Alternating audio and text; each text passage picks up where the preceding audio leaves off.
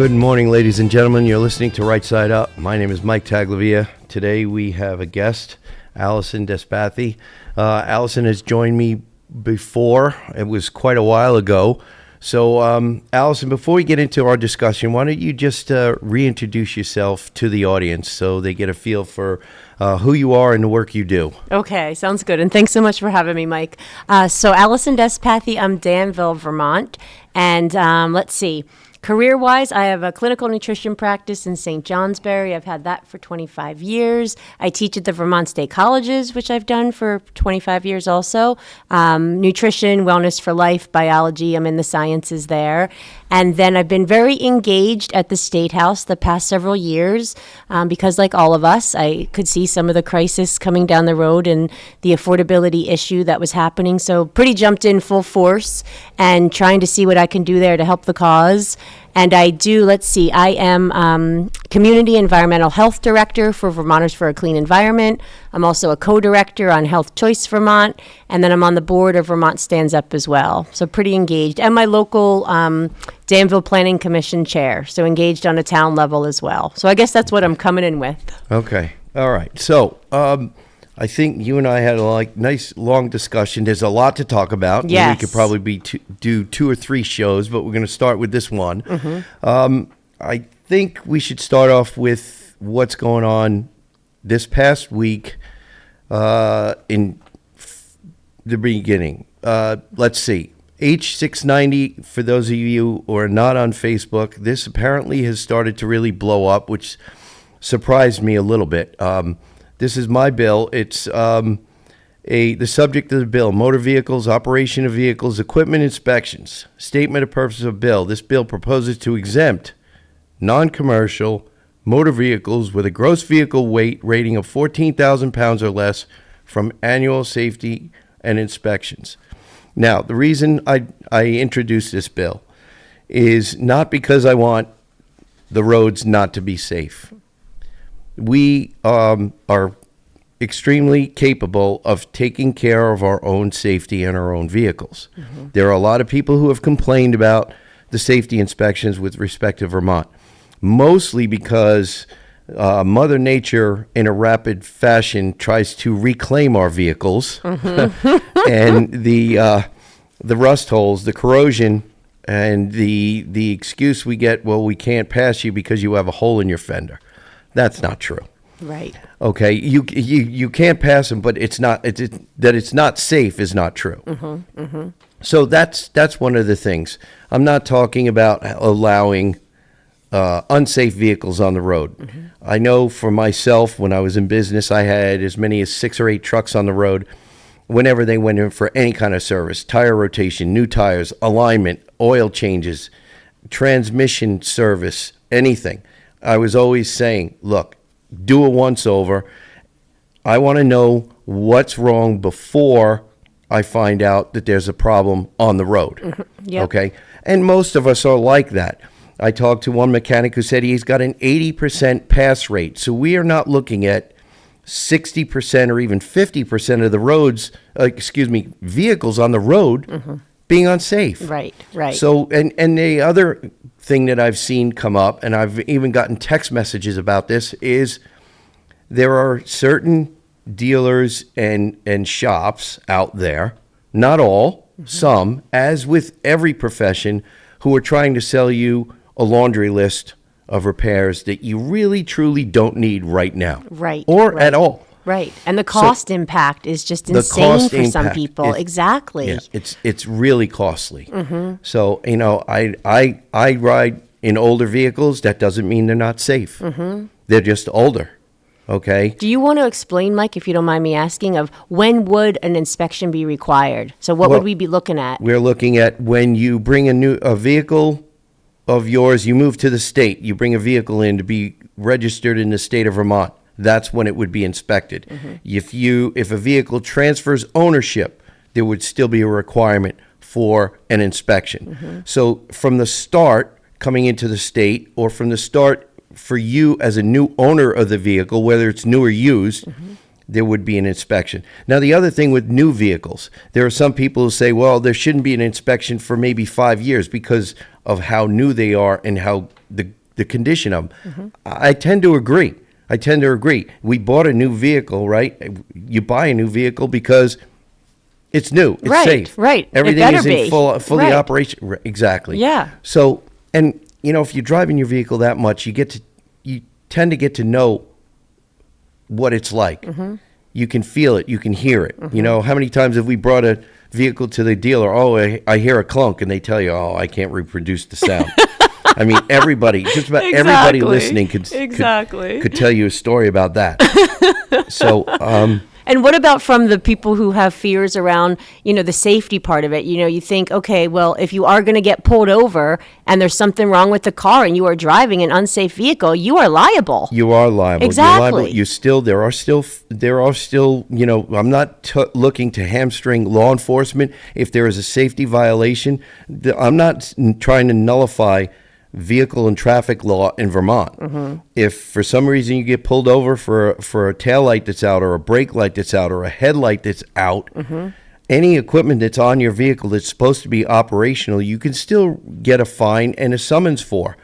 That's not what I'm trying to do here. Right, That's right. not what I'm trying to do here. I'm trying to allow for people to be responsible for themselves. What was it? I can't remember who it was. One of the founders. I prefer dangerous freedom. Yes.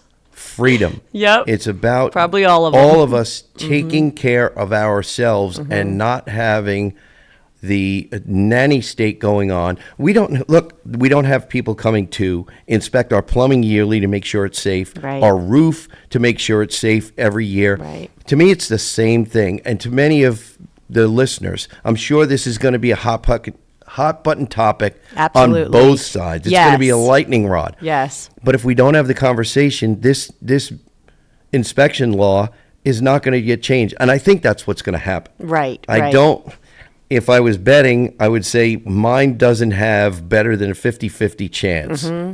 But But why? And then we should talk about, for real, why would a lot of people be wanting and supporting this? And I go back to, I had a headlight in an old car. I always drive old cars. Yeah. And I had a headlight, and it was going to cost me like $189 for a headlight. yeah. That's hard for me and my family. We work really hard, but that is so difficult. Well, we get to the affordability. This is hitting home for a lot of people who don't have disposable income. They don't have newer vehicles because they can't afford them. They can't afford the payments. They can't afford the additional insurance for them. Right. So this hits home with a lot of people. A lot of people. And now that you've brought up the affordability issue, Right. Ladies and gentlemen, I'm going to read you an email I got. And this bill is it's not even a week old yet. Right. Hi, Mike. I'm hoping this information is accurate, and if it's not, I apologize in advance. My wife and I support removing state inspections on personal, non-commercial vehicles. About a week ago, I started a small petition. I'll be the first to admit it isn't massive, but there are at least 154 people who've signed on so far. This is what let me know that this was actually starting to gain popularity. Yes. Okay. Over the past few years, my wife has had serious health complications, is finally diagnosed with pancreatic failure at just 31. She's now a full-time diabetic with continuing to work as a special educator and mentor. Trying to manage her health, finances, and still be an active part of the community has been enormous mental and financial strain on both of us. How many of us in the listening audience know somebody, whether it be a friend or a family member, who's in a similar situation? So common. I was raised with the belief that vehicles must always be inspected, safe and roadworthy, and still believe in safety. But the reality today is that vehicles are not what they used to be. Parts are extremely expensive. Vehicles are less durable, and keeping up with inspections has become a financial burden for many working families. Let's see. My wife and I work extremely hard to keep our end of the school system running, yet we are both burnt out, mentally and financially. Again, how many of us are in this same spot? I now drive with constant anxiety, worried that if I'm pulled over, I won't be able to afford the ticket. Not because I'm reckless, but because something minor is wrong. For example, my headlight is cracked after hitting a deer while driving to work in poor weather. Replacing that headlight costs roughly $1,200, and that's with me installing the headlight. That forces a real decision: groceries, my wife's medication, gas in the car, or more debt. In my case, I made the hard choice to keep driving and hope for understanding. How many of us listening right now are in this spot? That's the reality. Those are the realities that we face. Yeah, and Right. here we go. We talked about this, Allison, before we started recording. That doesn't feel like freedom. It feels like enforcement that disproportionately affects people who are already struggling. It feels like being punished for being broke. Right. Mentally, it weighs on you. You feel like you're failing despite doing everything right. And we wonder why so many young men in this country feel hopeless. Now, to the author, if you're listening, do not feel hopeless. I am sick and tired of the emasculation of young men in this country. Sick and Yes. bleep, bleep, bleepity, Yep. bleep tired. Yep. It's not let's okay. see. I have two No. amazing sons, and no one should have to go through that. Yes. Yes. Let's see. I'm fortunate that I've never reached that point, but my wife needs me, and I intend to keep going.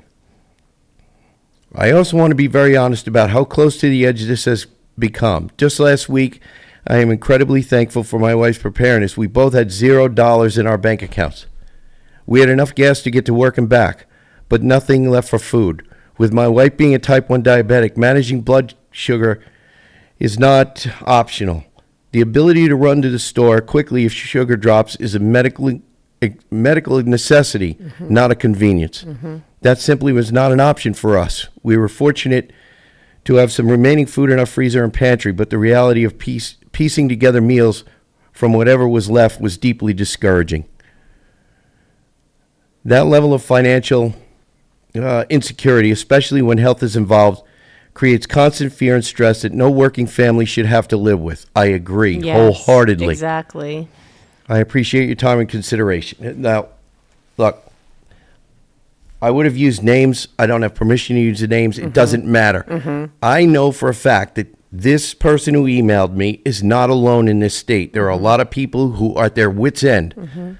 They're sick and tired of watching all of their savings be depleted while we watch what's going on both in Montpelier and at the national level. Right. This is not just isolated to Vermont. Right. So this is really, these are hard times for a lot of people. I'm glad this person reached out to me. I will reach back out. And for them to take the time. I mean, everyone's so busy, Yeah. and obviously he's working hard, trying to pull Exactly. the pieces together. And you know what, Mike? You know what really stands out to me so much in this is, well, one, he communicated the issue, which is really hard for people because we are all, not all of us, but many of us are struggling. But the other part is this is just vehicle inspection. So this Yeah. isn't even looking at heat and property taxes and education and all of the other expenses Fixing that your are roof. yes, that we are contending with. Yes. And that's where you go back and you start to look at, you guys, you as a Republican were elected. You came in with a bunch of other good Republicans. You guys broke the supermajority with the Democrats. That was highly, highly dangerous to Vermont. I mean, there were so many unnecessary fees and taxes and burdens over the governor's veto that were coming in. And that's where it's, you guys are in there now. You're in the second year of the biennium, and there's still a lot to clean up. You and I were talking There's a lot about to clean a up. lot, exactly. And we can't just, what I kind of see happening, and I'm holding some concerns on this, is there's obviously real legitimate crises around education, property tax, and healthcare right now. But there was so much damage done with the Democratic supermajority, and that has got to be cleaned up. And this Yes. is where I personally feel we need to talk about how do we fix that stuff? Yeah, and I think what Allison is talking about is all of these bills that were codified and how they have tentacles all over state government. They really do. They have the roots have gone deep and wide, and that's a big problem. And we need to a forensic cleansing, if you will, of the green books, because the green books are littered with decades.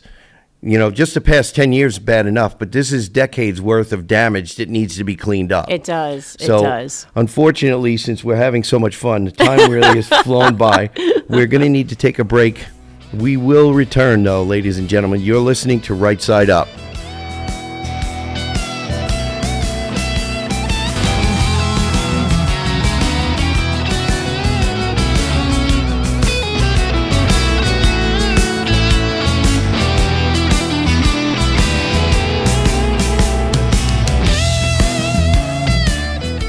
Welcome back, ladies and gentlemen. You're listening to Right Side Up. My name is Mike Taglavia. My guest today is Allison Despathy. We're talking, basically the overall theme of today is affordability, I guess.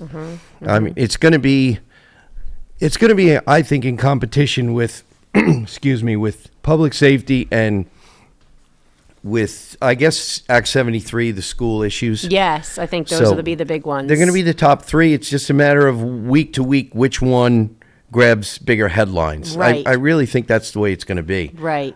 So I don't know. Where do we go?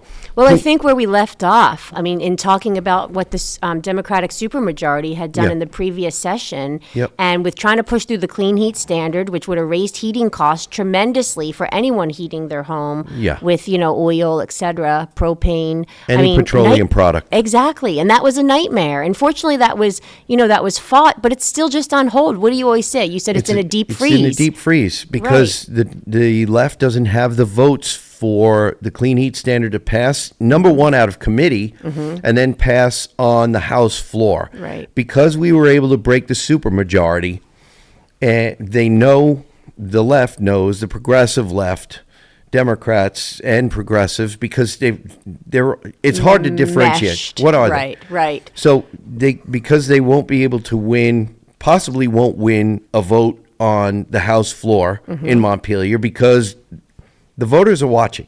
They're looking. They're listening. This is an election year, Yes. so none of them want to be responsible for that, but they were responsible for it before. And the thing that I would say is, I work and talk to a lot of the Dems and progressives, and I know they ultimately want to help, but you can't look 10 years down the road thinking that, I'm going to be able to help you in 10 years, but I'm going to crush you in the next year or two. And that's what the Clean Heat Standard did. It was crushing for people. Yes. And you got to let people we're all Make trying their our own best. choices. Make their own choices. If you heat with wood, you heat with wood. If you've got a combo, great. If you need to upgrade your heating tank, or what would you call Oil it? tank, Thank you. propane tank. If you've got to upgrade that, you're going to try your best and get something efficient. So we got to just, again, you talk about tentacles, Mike. We Yeah. got to pull our tentacles out of people's homes and let them try their best and do what they can and support them and not crush them. Well, we do that by finding statutes, by looking through the green books and finding out what all of it that needs to be repealed, Yes. because it hasn't worked.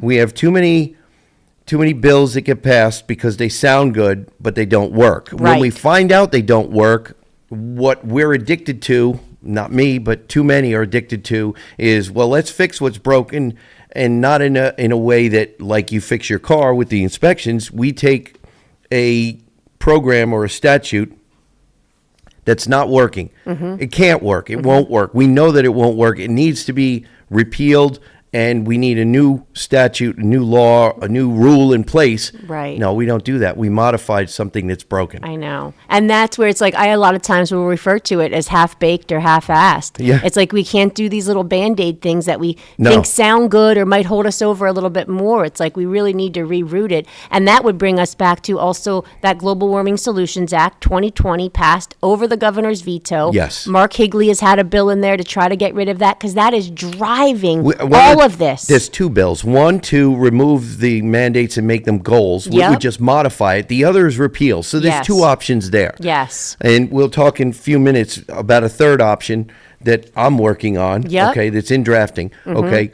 But we've So- got that one. We've got Yep. the Global Warming Solutions Act. And basically, like you said, they're both sitting in the Energy Committee right now, and they need to take action, or we're going to be sued again Yes. because we're not meeting these Yes. unrealistic goals. And how you change minds, ladies and gentlemen, going back to the first segment, that email that I got, that laid it out very plainly and in black and white, how dire the situation is. Yeah. Sending emails like that to not just your state representatives, but others who may not be on what you see as the right side of it. They're not paying attention to the affordability factor for people like the person who emailed me. Right. This is emails like that to the entire Energy Committee. Yes. So they all see it and hear it, so that the members, the three Republican members, can say, Madam Chair, we need to discuss this. The Clean Heat Standard needs to go. Look at this email. This is Right. why. Right. And when you have not one, but 10, but 20, but maybe 150 of them, then they really matter. Right. They really hold a lot of weight. So, And that's thank what you. happened Yeah. with the clean heat standard. That's why we were Yes. able to really push that back, because people started hearing what it was and we're like, oh my gosh, we cannot do this. No. And we haven't even talked about the other one is the renewable energy standard. And that yes. people don't even realize in the next few years, that is going to drive electric rates insanely high Yes. and destroy our farms and forests with industrial solar unless we deal with that. And again, there's a few different, like you said, with the Global Warming Solutions Act, there's a repeal renewable energy standard approach. Yep. And that's Rob North. There's a let's fix it. And instead of renewable energy, we're going to talk about clean energy, because what's happening right now and what we're going to feel the impacts of is we need nuclear power right now as a base load power in Vermont. Absolutely, we do. And what we they know- want to say is, well, okay, we have to hide the fact that we use nuclear power, so we're going to have to buy $4 to $8 million worth of renewable energy credits, which is going to increase all of our electric rates. So now we have another bill that would correct that. And Mike Southworth just introduced a bill with Patty McCoy, two reps in the House, who would try to correct this and just say, let's stop doing this. Why would we be charging people more for it? So we've got to fix these Yeah. things. It's out of hand. And I think what you alluded to, I talked to people about this already. I've started putting this out there. The good, better, best options for energy. Right. Okay. The best is obviously nuclear. Now we know. You know, most of my life, we were we were lied to about nuclear and how unsafe it was. Well, it's really safer because now we know 3 Mile Island is being recommissioned. The reactor that wasn't damaged is being recommissioned. Right. Because if you like using your smartphone and your computer and all kinds of other things, including AI, we need all that energy. And And we have all to the be tech honest companies about want it. it. Yeah. Right, But right. we have so many new options about to become reality with respect to nuclear energy. Not just what we know we have now, but smaller modular nuclear options, even as small, some of them, as an 18-wheel tractor trailer, okay, Yep. that could power thousands and thousands of homes reliably, continually, regardless of whether it's 10 below and blowing 20 miles an hour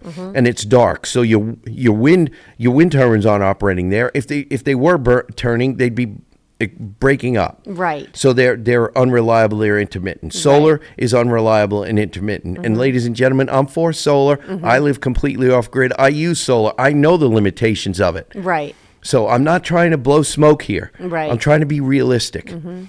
Nuclear, best. Leave the other options on the table, whether it be propane, oil, natural gas. Natural gas, if we had natural gas for a decade now, we would be cleaner than we are Right. now. Right. But because there was this nonsense about not allowing a pipeline to come through for a number of reasons, even across, what was it, upstate New York or Pennsylvania to get to Vermont, that's why we're where we are. And You we know, need to focus on efficiency. I mean, that's one of the big Yes. things is like, and we are in Vermont for a long time. We've been focused on efficiency. And then we just need to have these options because it's always going to be different for people, for sure. And part of Southworth's bill, Patty McCoy and Southworth, it was let's do a study on the small nuclear. Let's really start to look Yeah. at it and see what the role it might play in Vermont, which makes a lot of sense for us to at least be exploring this option. Yeah. The Yeah. beauty of the updated nuclear options we have is, first of all, another lie that we were told, nuclear waste, where are you going to put it? First of all, I believe the entire country has our nuclear waste in only one or two locations, and imagine it a football field, but 12 feet deep. That's Okay, it. okay. For the entire country for most of my lifetime, that's what we have. Now, imagine, because we have updated nuclear options, that fuel that used to be called nuclear waste can now be used as fuel for some of these updated nuclear plants. So we are depleting it, and then once it's depleted, we have ways to reuse recycle it. part of it to make it usable for something else. Okay. So over time, because of technology, our nuclear waste is a recyclable commodity. So See, these that are I'm the not things, aware of. That's these are the great. things if we're not there, we're we're only maybe days or months away, and these are one of the things that we need to have on the table. One of these options that we need to be looking forward to. Right.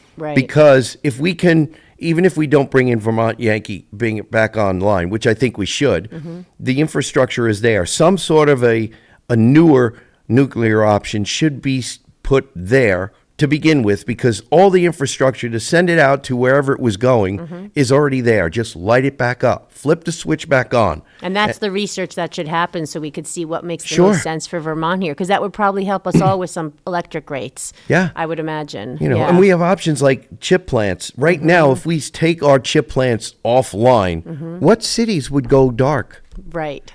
I know that two of them that Burlington would and Montpelier. And Montpelier. Okay. Gotcha. So Yep. maybe there are some of you who don't like what's going on in Burlington and Montpelier would like that they go dark. There's We don't want that to happen to anybody. There's a Right, lot right. of chaos that can happen in the dark. So I don't think we want Exactly. that anyway. Right. So But these are the things that we need to really be looking at. And again, it's like we just can't ignore the fact that these are all looming threats that need to be dealt with. And You're there's talking about the bills there. statutes I'm that are talking there. about, the renewable energy standard, all the stuff we're saying. They've got to be dealt with. We can't just ignore them and let this happen, or the affordability crisis is going to get a heck of a lot worse for Yes. all of us. And currently, beginning last session and now this session, we have more bills coming online. We have the 800-foot road rule, ladies and gentlemen. If you don't know about that, go on your Town Planning Commission website, and you will probably find the 800-foot road rule somewhere in there. If not, look up Act 181.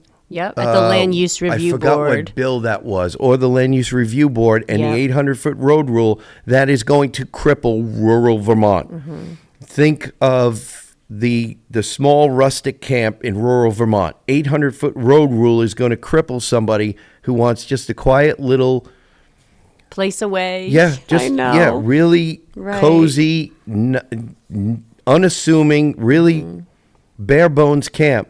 Because if you want to put in a road to get to your camp, nice and deep off the road, off the beaten path, it's going to cost you a lot of money. It's going to force you to get an Act 250 permit. And everybody, I'm sure all of our listeners can find somebody who's had to deal with an Act 250 permit, and they will tell you about the gray hair and the heartburn they went through. And that's where I just wish that the real Act 250 could be restored, because I'm right now reading an autobiography by Dean Davis, who put that in, Republican governor, amazing, amazing person. And he talks about why Act 250 went into play. And when you understand the level of development and just how much Vermont was being taken advantage of by people coming in and Right. trashing this place, you understand the history of it. And Act 250, as originally implemented, was amazing, but it's been broken apart and it isn't working right. And now it's hurting Vermonters in many cases. And that's the part that has to be fixed right now. Yeah. Didn't he become one of the main opponents of Act 250 after it kind of got turned I on don't its know head? that part. I haven't gotten to that, but I know there was certainly a time and place, and I think the way it's been sort of chiseled away at has resulted in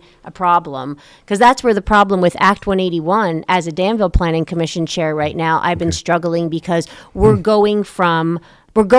it should be project based. You know, Mike, Right. if you live next to me and you were going to set up, an auto garage, I would want to make sure that you were getting rid of oil properly and you were getting rid of Right. antifreeze properly. Like, I'd want to make sure that you weren't polluting These are common my sense land. issues. Yeah. Exactly. Yes. And that's where it's like, it should be project based, but right now they're turning it more to location based. And there's been, as people find out, an uproar, because can you imagine if you had 12 acres and all of a sudden now 6 is going to trigger Act 250 just because they decide this is a wildlife corridor? Well, yeah, this is why the conservation design map, which was originally, it was initiated as an advisory map. Exactly. Keep that in mind, ladies and gentlemen. Some of these things that were initiated as advisory are working their way. They're slowly but surely being codified, meaning they are becoming law. Yeah. That's why I've talked to so many people in my district, anybody who's willing to listen with respect to the future land use maps and town planning and stuff like that, because, it's only a suggestion. Until all of a sudden it's not, it's law. That's and what you our concern have was. found a need for a permit. Yes, at our So- planning commission, we had the same concern, and we actually wrote a letter to our regional planning commission as a group, and we were specifically saying, we've put a lot of past and present deliberation into our zoning bylaws. We don't want you to come in and just all of a sudden these don't mean anything, and now you're telling us what our map and our future, our land use is going to be here. Yeah. So a lot of struggle we had around that. Yes. Well, believe it or not, we burned through another segment, Okay. so we're gonna have to. We'll have to bring this up again after a commercial break. You're listening to Right Side Up.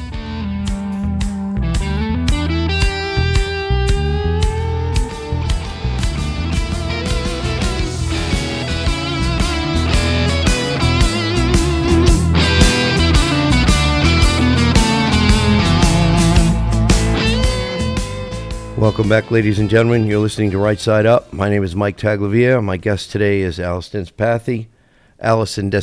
I think I said that a little bit too quick. But before we get back into our discussion, I just want to remind all of our listeners, if for some reason you can't catch us on WNTK Radio, you can go to WNTK.com, find the podcast button, click on it, and you'll be able to scroll down to any number of our shows.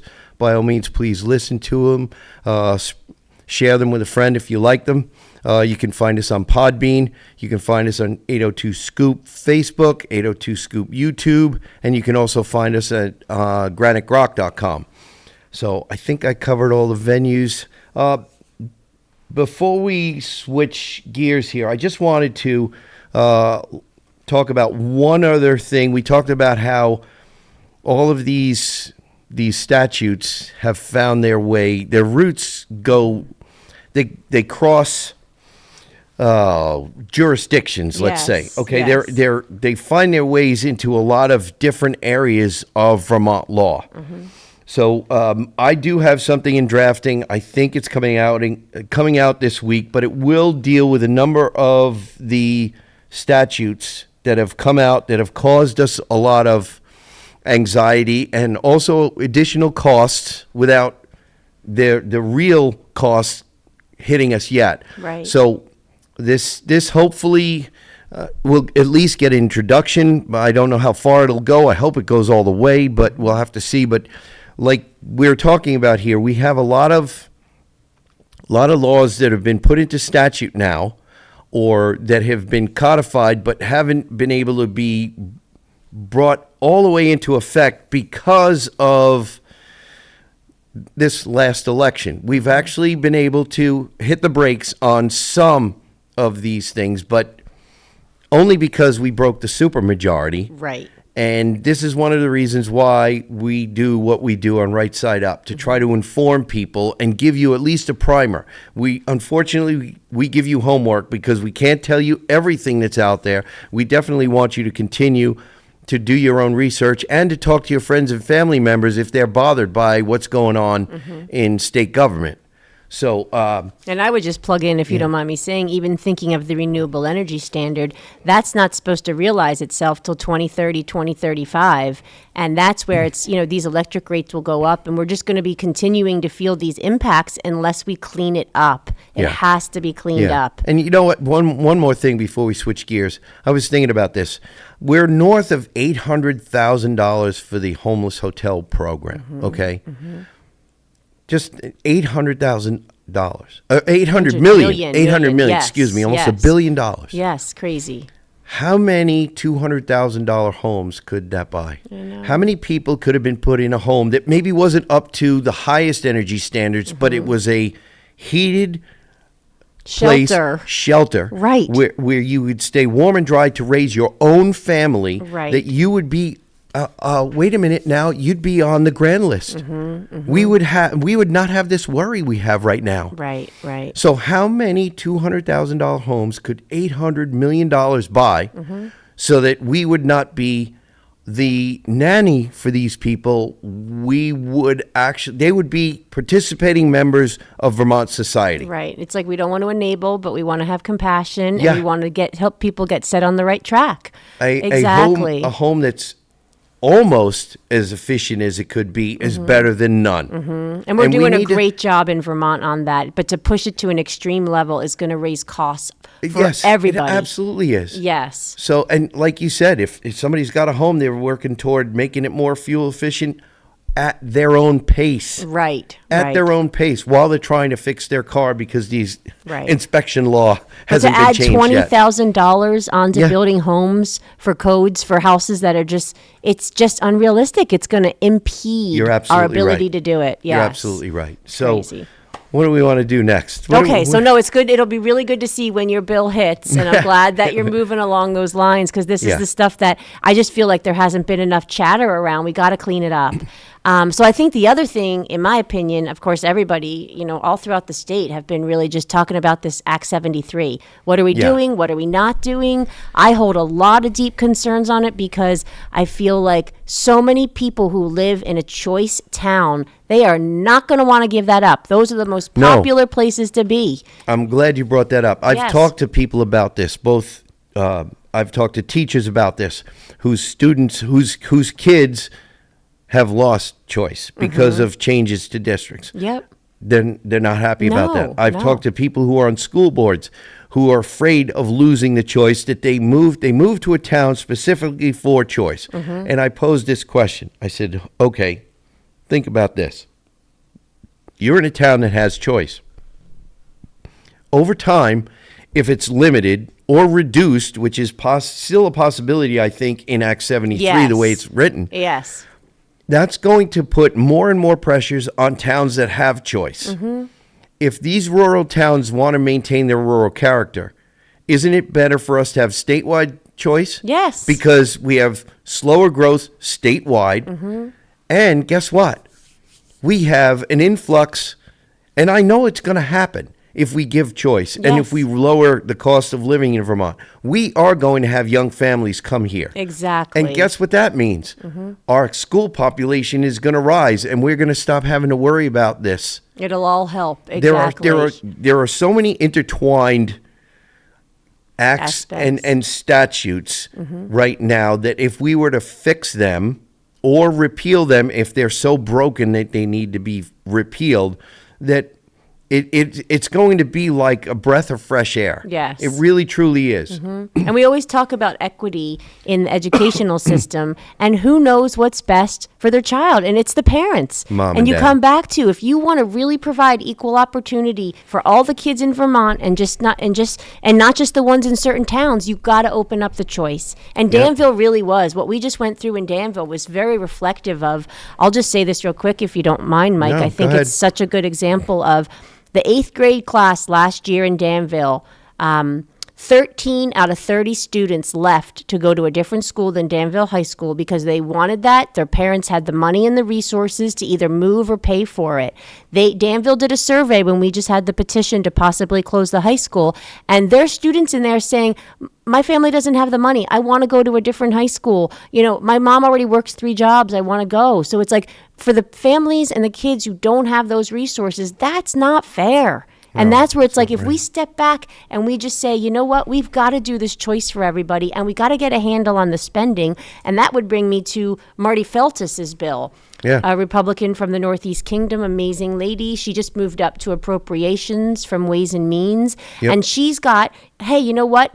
Nobody's really happy with Act 73, we just got to say, right? It's just, that's really where it is. But we can take one part of it. We could take the foundation formula, we could apply that now, and we could start to really get a handle on spending. And I think that would be a big step in the right direction. It would be. The thing is to find out if we can get the foundation formula to a point where the schools, like in my district, where they're very frugal. They do the best they can to trim their budget. They get by on a smaller budget than a lot of other districts. Yep.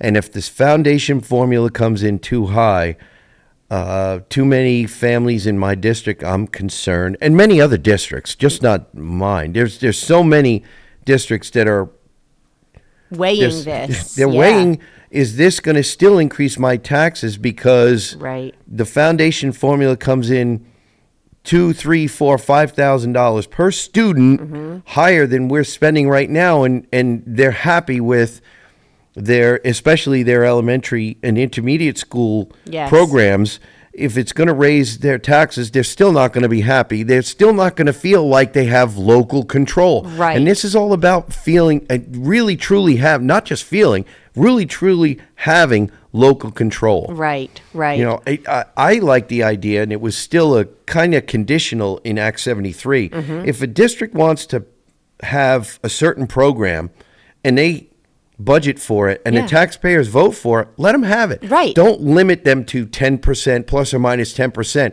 If they decide they want it, it's 15% additional, and everybody says, yeah, let's do it, then do it. And that's what I was talking to Senator Beck about, because that then their tax rate would then reflect the fact that they voted for this and they want this, and it wouldn't be dispersed out to everybody else. No. And this is where we've gotten into, whether it's a foundation formula or not, but it seems like something, we've gotten into this issue of, like you said, some towns and schools are really good about, keeping it tight with spending. Yeah. Others are going haywire. Yeah. And I think about, if someone said to me, hey, Allison, create your own budget, do you know what my life would look like? It would be really, really different. Yeah. And then the state had to cover it. Well, right? yeah, Like, that's what's happening. That's the problem There's we're in right now. I don't have it, but there's an excellent Milton Friedman quote about spending other people's money. You've got to Right. check it out, ladies and gentlemen. It's all over YouTube. It's all over social media. But you hit the nail on the head. Yeah. If you're spending your own money, you're far more frugal. Yes. Spending your own money on you. And you know your boundaries. This is the lane I can walk in Absolutely. versus the state's just going to cover it. What'd they buy down last year? I think it was 120 million. This year they're looking to buy down 75 million. I think was it 69 or 77? It was close. I think there were last year. two funds they drew Oh, from, it was and two I think funds. it was over Okay. $100 million. And so we haven't even realized the full effect on the No. increase if they weren't buying this down, and we can't keep doing it. You're right. It's out of hand. One year we're going to come to, well, there's no money to buy it down. And then we get 100% property tax increase. Yeah. That's what would happen. Well, It's out of hand. I don't want to see it get that way, but sometimes I wonder, is it going to come to that when people finally wake up? I know. We're trying to keep, the pendulum is swinging. Right. We're trying to prevent these massive swings in the pendulum. Right. And And that's why we got to get a handle on it Yeah. sooner. Exactly. Exactly. So, there's that part of 73. I think that the school choice, coming from a service industry for 30 years, okay, I provided service. If your service is high quality, the phone is never going to stop ringing. Right. And when people have the options to look elsewhere for a service, it helps to modify the price. Everybody who's ever been in business knows this. Right. Everybody knows this. We do this in so many other aspects of our lives. Right. If you we brought up the inspections. Pick a shop to repair your car. Right. If you don't like the quality or the price, you move on. Same with schools. If your child, we talk about parental rights, parental involvement in education. If mom and dad and their student, you're a mom. If your student doesn't want to go to college or has no interest in college, a CTE or some sort of trade is the best option. Why do we must have more of those. We obviously need trades in this state. Right. We have a housing crisis. Right. It's a no-brainer. Right. Exactly. And they shouldn't be so far and few between it. Our students are spending too much time on buses. We've got a CTE or a trade school in Bradford. We need them all over. And if Right. there are districts that want to put them up and the tax base supports it, let them run with it. Right. They're and going I to think fill just up. to open it up, I mean, that's the thing that with Act 73 that was also really concerning to me is it put a moratorium on any more approved independent schools. So we're just stifling that market and really stopping people from creating these schools where kids could thrive. And it also shut out all of the religious schools, which is also really, truly unfair in my opinion. Yeah, and I think very recently, I can't remember what it was. I think it's Vermont Christian Mid-Vermont Christian Mid-Vermont Academy. Christian. They've Yep. got a lawsuit They now do. because of Act 73. Yes. So we'll have to see how that goes. Right. I know. And that's where I think if we can just step back and be like, what do people want? Well, every family Yeah. wants choice for their kids. We want to be able to afford it. How do we create that system? Yes. Without shutting down a lot of our small local schools that people love? How do we do it? I don't think it's that they're small. It's if the municipality, the voters decide on what they want, if it works for that municipality, and in the end, the customer, the student is the customer, Right. is getting a quality education, that's all that matters. When our test scores start exceeding the mid-range Right. and start getting into the top 60, 70, let's say 80% in the country, then we know we're on the right track. I know. And we got a long way to go from Yes, that. we do. My gosh. But that's what we need to be looking for. I And know. You'll never guess where we are. Really already? Time Thanks, flies. Mike. So, ladies and gentlemen, I hope you enjoyed the show. It was great having you, Allison. Thank you so much. I Thank hope you're you. going to Thank join us you. again. Please remember, ladies and gentlemen, stay safe, stay informed, listen to Right Side Up.